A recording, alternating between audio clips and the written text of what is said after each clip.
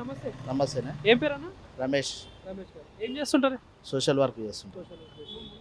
ఇదే జగతిగుట్ట. జయగిరిగుట్టలో ఆర్పికన్ local. Okay. ఎట్లుందన్న మరి జగతిగుట్టలో పరిస్థితి ఎట్లా ఉంది ఈ అభివృద్ధి పరంగా కావచ్చు? ఎందుకంటే రాబోయే రోజులలో జిహెచ్ఎంసీ ఎలక్షన్స్ ఉంటాయి కాబట్టి సో ఎట్లా ఉంటుంది మరి లింగంపల్లి కాన్స్టిట్యున్సీలో ఎట్లా ఉంది పాలన పరంగా చూస్తూ ఉంటే అభివృద్ధి పరంగా ఎట్లా నడుస్తూ ఉంటుంది? ఈరోజు రేవంత్ రెడ్డి వచ్చిన తర్వాత ప్రజల్లో ఈ 6 గ్యారెంట్లు, గ్యాస్ కానీ, మహాలక్ష్మి కానీ, 200 యూనిట్ల కరెంటు కానీ, ఏదైనా కానీ పబ్లిక్లో మంచిగా పాలన ఉన్నది. అదే కాకుండా ఇప్పుడు రేపు వచ్చే జిహెచ్ఎంసీ ఎన్నికలో కూడా ఎన్నైతే డివిజన్లు ఉన్నాయో దాంట్లో మేము 80% గెలిపించి మేము చూపిస్తాం. అండ్ కాంగ్రెస్ ఫేవర్ ఉంటుంది, కాంగ్రెస్ పార్టీ. ఎందుకంటే ఇలా రేవంత్ రెడ్డి చేసిన అభివృద్ధిని చూసి పబ్లిక్ కూడా పట్టం కట్టడానికి సిద్ధంగా ఉన్నారు. దానికి మాత్రం వెనుకపోయేది ఏం లేదు. అధికార పార్టీ కాబట్టి ఏదైనా పనులు చేయాలన్నా మళ్ళీ పార్టీ అధికార పార్టీ కాకుండా ఇప్పుడు కొన్ని పథకాలు ఉన్నాయి.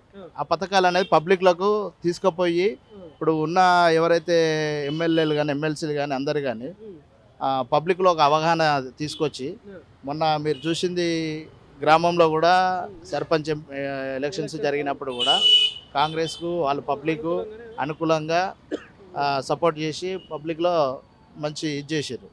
ఇక్కడ కూడా అభివృద్ధి పరంగా కానీ ఈరోజు మెట్రో పరంగా కానీ ఇప్పుడు మెట్రో ఉంది, ఇప్పుడు మూసే ప్రక్షాళన చేస్తున్నాడు, అవన్నీ మంచిగా ఉంది. కాబట్టి ఇక్కడ కూడా పబ్లిక్ రేవంత్ రెడ్డికి పట్టం కట్టడానికి సిద్ధంగా ఉన్నారు.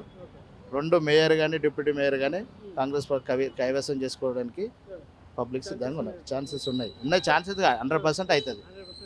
అంటే గత ప్రభుత్వానికి ఈ ప్రభుత్వానికి తేడా ఏమి కనిపిస్తుందండి? ఇంతకుముందు ప్రభుత్వంలో కూడా పథకాలు చాలా హెచ్చులు అభివృద్ధి చేసిన అంటే వాళ్ళు చెప్పుకుంటా ఉన్నారు, ఇప్పుడు కాంగ్రెస్ ప్రభుత్వంలో కూడా చెప్తా ఉన్నారు. సో కంపేర్ చేస్తే ఎట్లా అనిపిస్తుంది రెండు ప్రభుత్వాలు చూస్తే రేవంత్ రెడ్డి ప్రభుత్వమే మంచిగా ఉంది. ఆ రోజుల్లో ఈ గ్యాస్ పథకం లేదు, యూనిట్ పథకం లేదు, ఫ్రీ బస్సు లేదు, మహాలక్ష్మి పథకం లేదు, ఏది లేదు.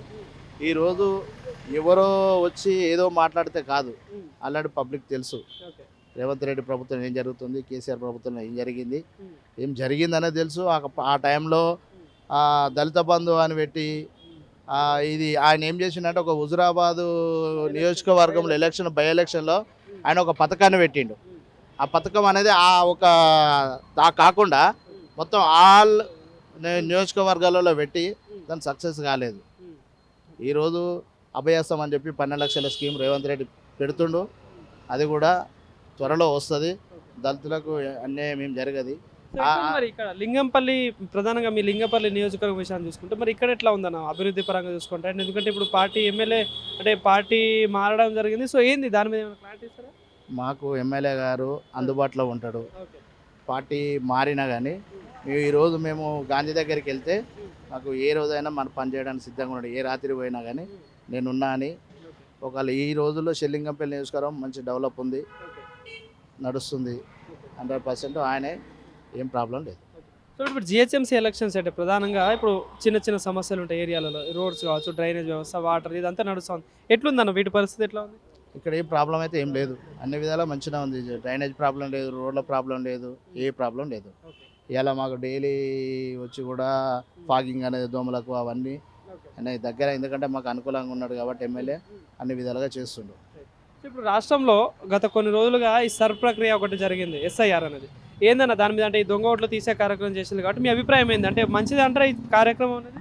ఇది అనేది బీజేపీకి అనుకూలంగా ఉండడానికి మాత్రమే ఎస్ఐఆర్ అని పెట్టిండు. అసలు ఇది రాష్ట్ర ప్రభుత్వం పెట్టింది కాదు, ఇది కేంద్ర ప్రభుత్వం తీసుకొచ్చి మన ఏదైతే అక్కడ మన పంజాబ్ వెస్ట్ బెంగాల్లో జరిగింది, అక్కడ కొన్ని జరిగినా కానీ ఇక్కడ మాత్రము ఈరోజు చెప్తున్నాం కదా, బీజేపీ నుండి ఎంతమంది వచ్చి ఏం ఎస్ఐఆర్ చేసినా ఏది చేసినా కానీ ఇక్కడ ఉన్న తెలంగాణ ప్రజలు అనేది మళ్ళీ కంపల్సరీ కాంగ్రెస్ ప్రభుత్వం పట్టం కట్టడానికి సిద్ధంగా ఉన్నది. 10 సంవత్సరాలు 100% రేవంత్ రెడ్డి సీఎం.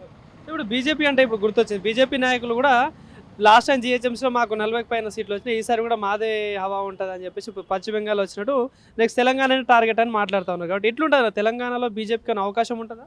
అయితే ఏం జరిగిందంటే ఆ రోజుల్లో వర్షాకాలం వచ్చింది, దాంతో 10,000 రూపీస్ అని చెప్పి అదొక పబ్లిక్లో తీసుకొచ్చారు. కాబట్టి ఆ రోజుల్లో 48 సీట్లు కొట్టుకొచ్చారు. ఎందుకంటే మన ఈ ఏరియా కంటే ఓల్డ్ సిటీలో వాళ్ళు వచ్చిర్రు. ఇక్కడ ఇక్కడ శ్రీలింగంపల్లి కానీ కుకట్పల్లి కానీ ఇక్కడ మాత్రం టోటల్గా అప్పుడున్న ప్రభుత్వం ఏదైతే ఉన్నదో వాళ్ళే కార్పొరేటర్లు అయ్యారు. ఈ రోజుల్లో బీజేపీ అనేది చేసిన మోసాలు అనేది వాస్తవం చెప్పాలంటే పబ్లిక్ కూడా బీజేపీ అనేది కొంతమంది నమ్ముతారు. ఒక ఎస్సీ ఎస్టీ బీసీ మైనారిటీకి చెందిన వాళ్ళు ఎవరు కానీ బీజేపీ నమ్మరు. వాళ్ళ జెండా మొయ్యాలన్నా కానీ మొయ్యరు. బీజేపీ నాయకులు చెప్తా ఉంటే నెక్స్ట్ టార్గెట్ తెలంగాణ అంటా ఉన్నారు. ఎట్లుంటే తెలంగాణ ప్రజలు బీజేపీని యాక్సెప్ట్ చేస్తారు ఈసారి అధికారం, ఎందుకంటే ఇప్పుడు బీఆర్ఎస్ కాంగ్రెస్ చూసిలు కాబట్టి నెక్స్ట్ ఏమైనా అవకాశం ఉంటుందా బీజేపీకి? లేదు, పబ్లిక్ అనేది బీజేపీ అనేది రానియరు.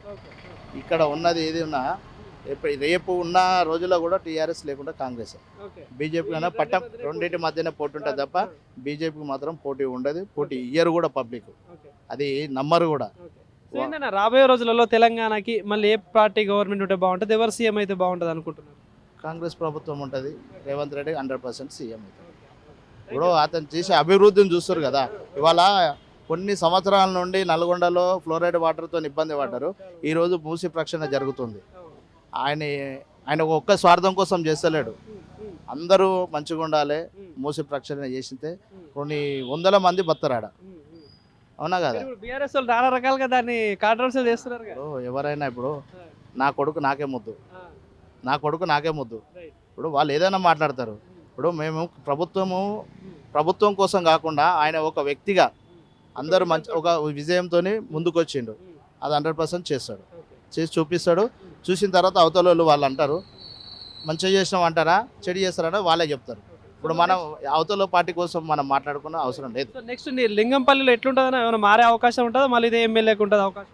ఎమ్మెల్యే ఆ టైం వరకు చూద్దాం, ఎందుకంటే అప్పుడున్న పరిస్థితులను బట్టి మనము ఏం చేయలేము. దానికైతే మనం ఏం చేయలేము, చెప్పలేము దానికి. Thank you.